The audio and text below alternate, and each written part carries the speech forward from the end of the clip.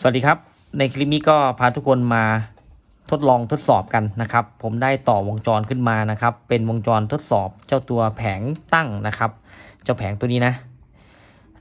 เบอร์ IC SG 3525แล้วก็ IC CA 3140ครับก็จะมีทั้งหมดอยู่ประมาณสัก31พินตรงนี้นะครับเราก็จะปล่อยไฟเข้ามาแล้วก็ตรวจสอบในเบื้องต้นผมก็ทำมาหลายคลิปแล้วล่ะแต่ว่าตอนนี้ก็อยากจะพัฒนาเป็นชุดแผงสำเร็จขึ้นมานะครับแล้วก็เสียบเจ้าบอร์ดตัวนี้ลงไปก็ศึกษาเรียนรู้กันนะครับก็ได้ต่อจากเจ้าตัวนี้นะครับผมก็ต่อใช้งานตามตัวนี้นะก็จะมีขาไฟเข้ามาขาหนึ่งนะครับขาหนึ่งขาประมาณนี้ขา30อะไรประมาณนี้ครับแล้วก็ต่อไฟตามนี้นะจากนั้นเราก็เพิ่มวงจรนิดหน่อยเข้าไปนะครับเจ้าวงจรพวกนี้นะครับมีทรานซิสเตอร์มีคาปาซิเตอร์มีอะไรประมาณนี้นะครับ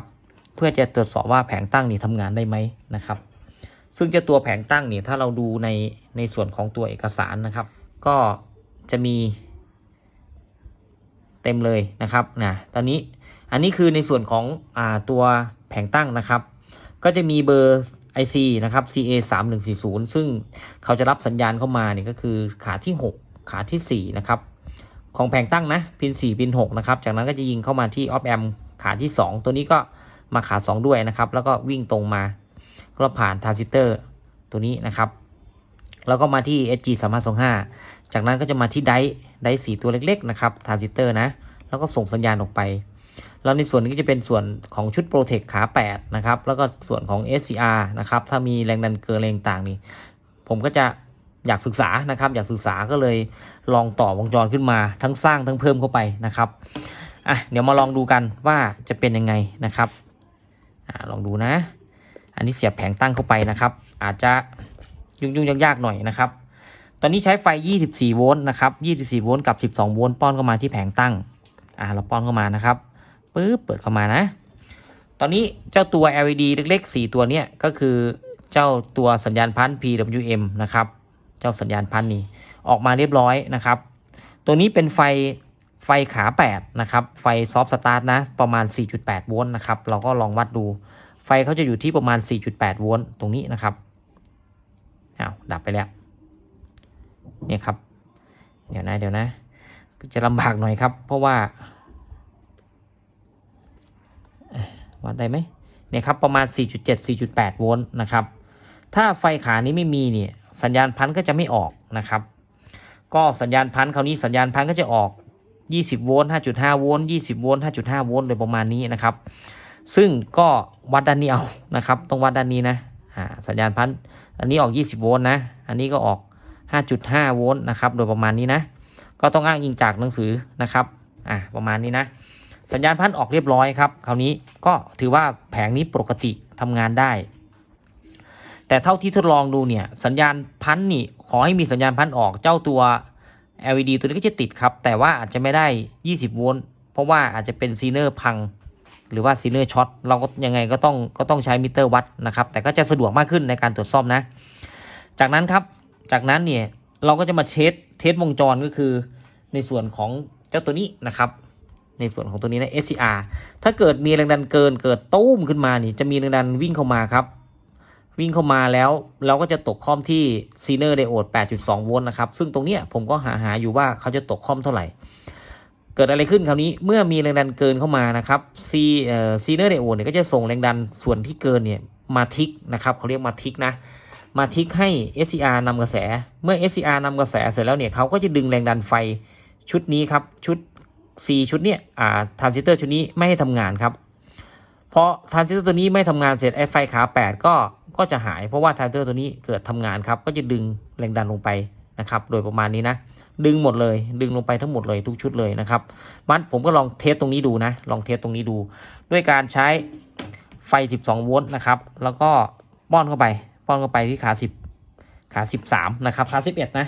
ป้อนเข้าที่ขา11เนี่ยพิน11นะพิน11ตรงนี้นะครับมันก็จะติด OC หน้าตู้ไอ้ไฟตรงนี้จะเป็นไฟ OC หน้าตู้นะครับลองกดนะปึ้งกดเข้ามาไม่ได้กดเข้ามาไม่ได้เกิดอะไรขึ้นกดเข้ามาแล้วไม่ติด OC ครับแสดงว่าบอร์ดตัวนี้มีปัญหาผมอาจจะหยิบบอร์ดที่มีปัญหานะเผอิญทำไปทำมานี่ตอนทำงานเนี่ยบอร์ด บอร์ดไม่มีปัญหาครับแต่ว่าทำไปบอร์ดมีปัญหาเองเพราะตัวเองทำพังก็เลยไม่ต้องไปขอบอร์ดคนอื่นเขาให้ยุ่งยากนะครับอ่ะเดี๋ยวใส่เข้าไปนะครับลองดูนะปึ๊ดคราวนี้นะปกติทุกอย่างนะปึ้งกดแล้วครับติด OC นะครับติด OC นะติด OC ทันทีอาจจะมองไม่เห็นในกล้องนะเมื่อติด OC ทันทีเนี่ยสัญญาณพันจะหายนะครับเนี่ยสัญญาณพันจะหายหมดเลยเกลี้ยงนะครับไฟ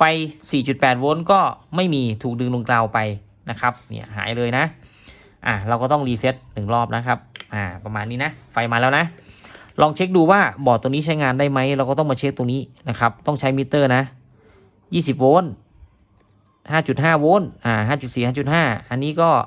20 โวลต์แล้วก็ตรงนี้ก็ 5.4 โวลต์ 5.5 โวลต์ประมาณนี้นะครับแล้วอีกตัวหนึ่งครับคราวนี้ที่ถ้าออฟแอมเสียครับคราวนี้ถ้าออฟแอมเสียบอร์ดนี้ก็สามารถเช็คได้ในเบื้องต้นนะเนี่ยออฟแอมนะ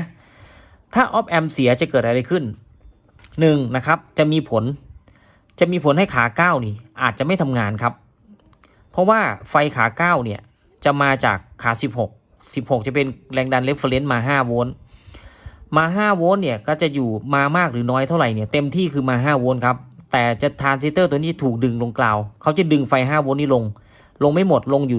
ยู่ประมาณสักโวลต์กว่าก็อยู่ตรงนี้ประมาณสัก 3.9 โวลต์4โวลต์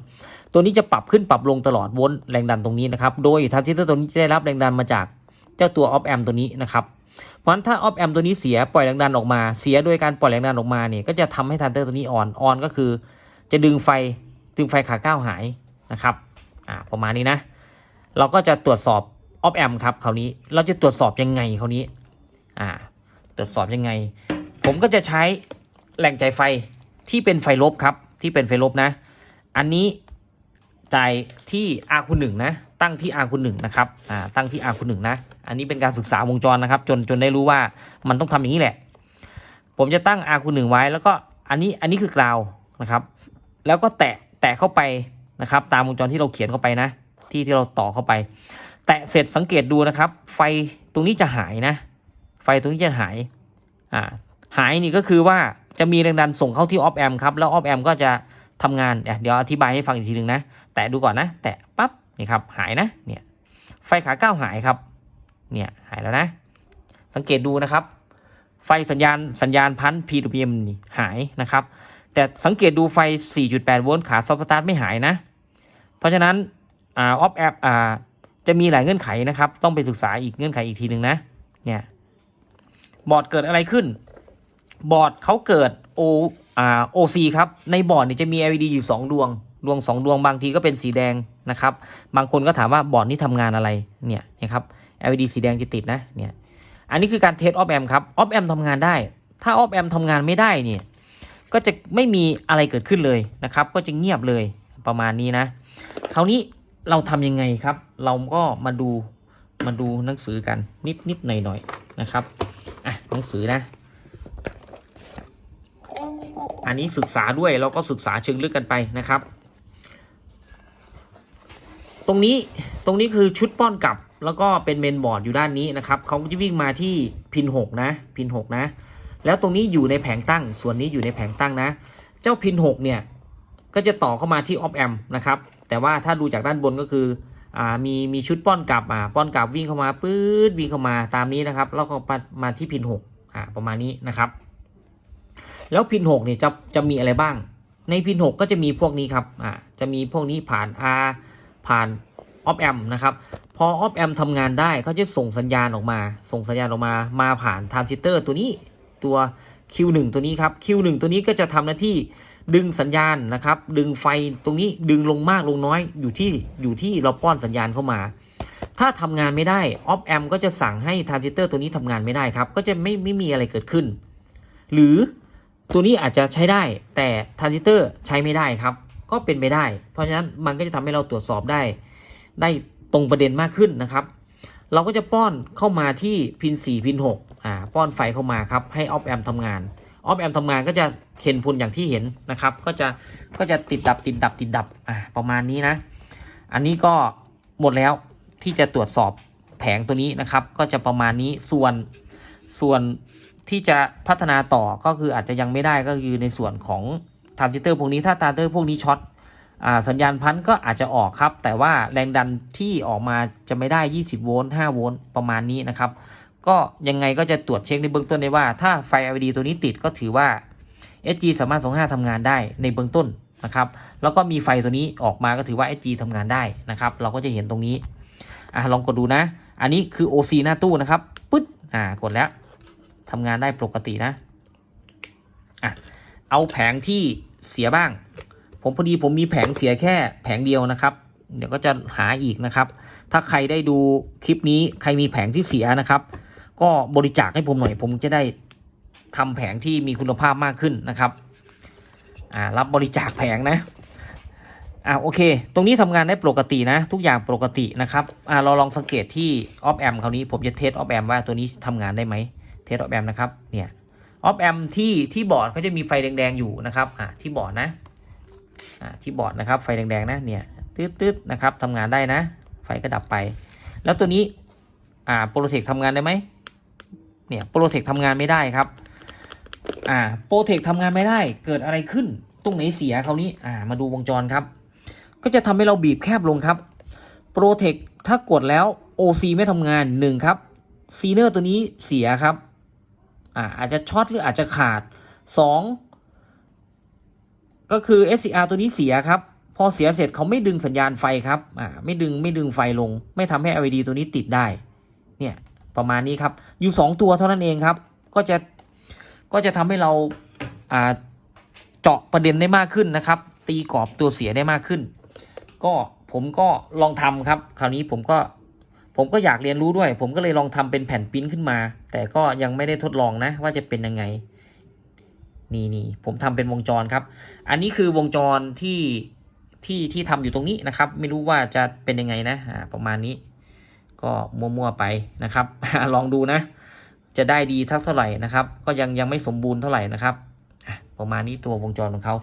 แล้วก็ลองทำออกมาผมลองทำออกมาเป็นชุดแผ่นวงจรจะลองสั่งออกมาครับสั่งออกมาก็ใช้จาก Easy EDA นั่นแหละครับที่ผมได้ทำคลิปไปประมาณสัก10กว่าคลิปนะครับก็จะมีเนี่ยอันนี้จ่ายไฟเข้ามานะครับ24โวลต์นะแล้ว